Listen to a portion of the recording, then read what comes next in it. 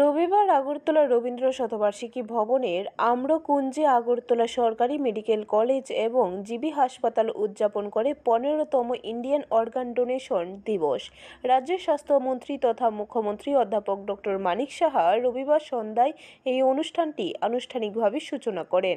তিনি পতাকা নেড়ে walk for organ donation, walk for future এর সূচনা করেন। সঙ্গে ছিলেন রাজ্য সরকারের স্বাস্থ্য দপ্তরের সচিব কিরণ গিত্তে।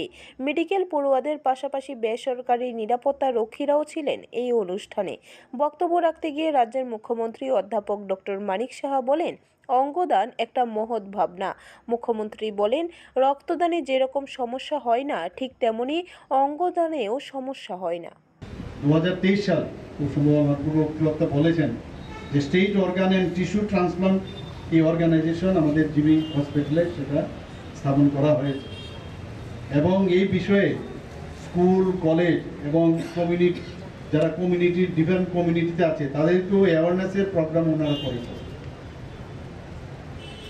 আমার মনে হয় যে ওয়াকাথন যে আজকে হচ্ছে সেটা কিন্তু একটা সিম্বলিক যেন না, এটা যেন সত্যিকারের অর্থেই আমরা সমাজের যারা নাগরিকরা আছেন তাদেরকে বলতে হবে যে আপনি কিন্তু একটা উপহার দিচ্ছেন সমস্ত একজন আরেকজনকে। আমার প্রত্যেকের কাছে আমার আবেদন থাকবে, সমস্ত পরিবারের প্রতি আবেদন থাকবে যে অঙ্গদান নিয়ে আপনারা বেশি করে আলোচনা। ব্যুরো রিপোর্ট, খবর ত্রিপুরা।